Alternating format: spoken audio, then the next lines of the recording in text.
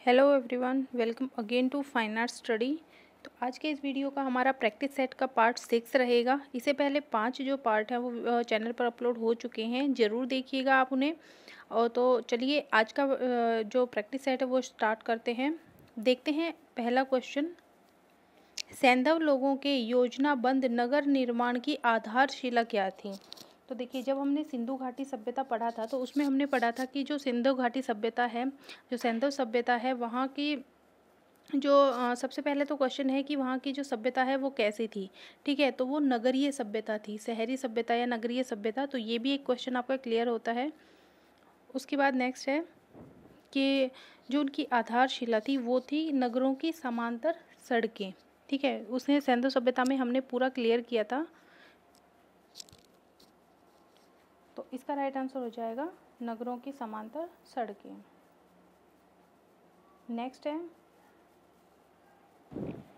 Next है पल्लव शासकों ने रथ वाले मंदिर किस स्थान पर बनवाए?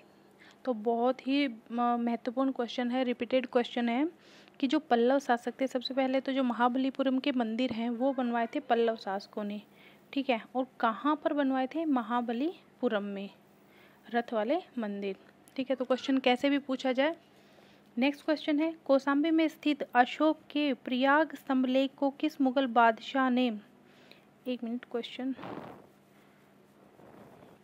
ओके, तो कौशाम्बी में स्थित अशोक के प्रयाग स्तंभ लेख को किस मुगल बादशाह ने इलाहाबाद के किले में स्थापित करवाया था? तो देखिए, इसका राइट आंसर हो जाएगा अकबर। ये सभी जो क्वेश्चन है ये रिपीटेड क्वेश्चन है, अलग अलग एग्जाम में, जो फाइन आर्ट के एग्जाम हैं, ड्राइंग एंड पेंटिंग के, उनमें पूछे जा चुके हैं। ठीक है, तो ज़रूर से सॉल्व कीजिएगा। आप पहले अपना आंसर सोचिए कि इसका क्या आंसर हो सकता है और फिर मैच कीजिए कि आपने कितने सही हुए हैं। तो इसका राइट आंसर हो जाएगा अकबर ने। नेक्स्ट क्वेश्चन है नंबर 4। गांधार कला शैली की मूर्तियों का प्रभाव प्रदर्शित होता है। जो गांधार कला मूर्ति शैली, जो गांधार कला है उसकी शैली की जो मूर्तियाँ थी उस पर कौन सी जो प्रभाव है, किसका प्रभाव प्रदर्शित होता है? तो ये होता है यूनानी कला का। नेक्स्ट है बागोर से किस सभ्यता के चिन्ह प्राप्त हुए हैं? तो जो बागोर स्थान है वहाँ से मध्य पाषाण कालीन सभ्यता के जो चिन्ह हैं वो प्राप्त हुए हैं। नेक्स्ट है चित्रकला का प्राचीन नाम क्या था? तो चित्रकला को प्राचीन काल में आलेख्य कहते थे। ये आरपीएससी का क्वेश्चन है। नेक्स्ट है वास्तुकला की दृष्टि से चैत्य का दूसरा नाम क्या था? तो देखिए, जो चैत्य होते हैं उनको स्तूप भी कहा जाता है।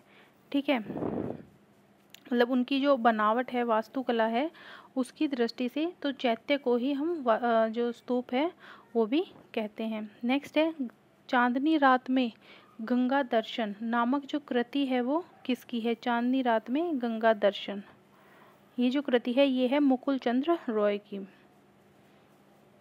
नेक्स्ट क्वेश्चन है अशोक के शिलालेखों का पता सबसे पहले किसने लगाया था? देखिए, ये जो क्वेश्चन है बहुत ही इंपॉर्टेंट क्वेश्चन है, बहुत पूछा जाता है, लेकिन इसमें जो कन्फ्यूजन वाली बात है वो सबसे पहले है कि क्वेश्चन हमें ध्यान से देखना है। इसमें पूछा गया है कि अशोक के शिलालेखों का पता किसने लगाया था। ठीक है, तो इसका राइट आंसर हो जाएगा टी फेनथेलर। लेकिन अगर यहाँ पे पूछा जाए कि जो अशोक के शिलालेख हैं उनको पढ़ा किसने था या पढ़ने में सबसे पहले सफलता किसने प्राप्त की थी, तो उसका राइट आंसर हो जाएगा जेम्स प्रिंसेप। तो ये क्वेश्चन आप जरूर ध्यान रखिएगा, इसमें अक्सर गलती हो जाती है। नेक्स्ट क्वेश्चन है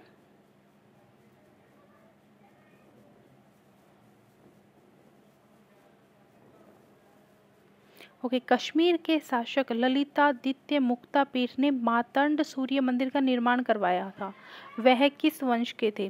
तो सबसे पहले तो देखिए, जो ललितादित्य मुक्तापीठ हैं वो कहाँ के शासक थे? वो थे कश्मीर के। फर्स्ट क्वेश्चन ये क्लियर होता है। उसके बाद मातंड सूर्य मंदिर कहाँ है?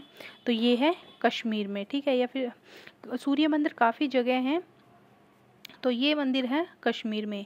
बनवाया किसने था? ललितादित्य मुक्तापीठ ने। ये क्वेश्चन डायरेक्ट पूछा जाता है कि मार्तंड का सूर्य मंदिर है वो किसने बनवाया था। ठीक है, तो 3 क्वेश्चन आपके क्लियर हो गए।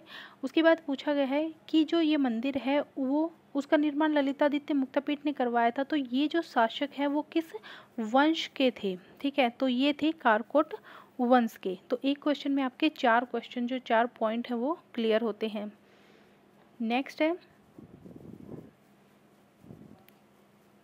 चंदेल वंश का संस्थापक कौन था? तो जो नन्नुक है वो चंदेल वंश का संस्थापक था।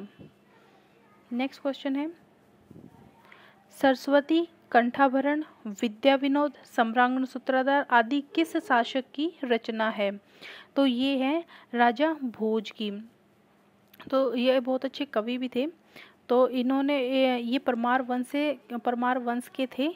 तो इन्होंने ये सभी जो ग्रंथ है वो लिखे थे। इनमें से सबसे ज़्यादा जो पूछा जाता है वो पूछा जाता है सम्रांगण सूत्रधार, और सबसे जो फेमस है वो भी यही है।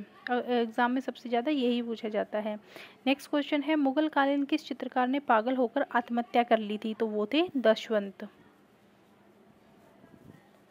नेक्स्ट क्वेश्चन है सरस्वती चौकी कहाँ की लोक कला है? देखिए, लोक कला से संबंधित जो क्वेश्चन है आप कोई भी एग्ज़ाम दे, सभी एग्ज़ाम्स में पूछे जाते हैं। तो ये जो क्वेश्चन है कि सरस्वती चौकी कहाँ की लोक कला है, तो ये है उत्तराखंड की। उत्तराखंड में जो कुमाऊँ है वहाँ की ये स्पेशली जो कला है वो होती है। ठीक है, तो दोनों में से कोई भी ऑप्शन आए तो आप ध्यान रखिएगा। इसमें बेसिकली क्या होता है कि जब बच्चा पहली बार स्कूल जाने लगता है तो स्कूल जाने से पहले उसको जो चौकी होती है उस पर उससे जैसे पूजा वगैरह है जो वो करवाई जाती है। तो इस टाइप से कुछ है इसमें। नेक्स्ट क्वेश्चन है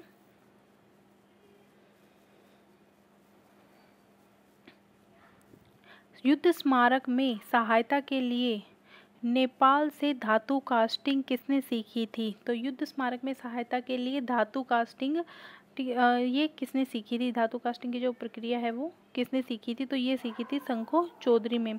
जो DSSB का क्वेश्चन जो एग्ज़ाम हुआ था 2018 में, तो उसमें ये क्वेश्चन पूछा गया था। नेक्स्ट क्वेश्चन है उखल बंधन किस शैली में चित्रित किया गया है? तो ये है बसोहली शैली में। ये भी रिपीटेड क्वेश्चन है। सारे जो क्वेश्चन हैं वो सब रिपीटेड हैं, सब एग्ज़ाम में आए हुए क्वेश्चन हैं। तो इन्हें ज़रूर ध्यान से देखिएगा। अपने दोस्तों के साथ ज़्यादा से ज़्यादा शेयर करें ताकि उन्हें भी बेनिफिट मिल सके। अगर आपको वीडियो पसंद आया है और आपने चैनल को अभी तक सब्सक्राइब नहीं किया है तो चैनल को प्लीज़ सब्सक्राइब कीजिए। Thank you.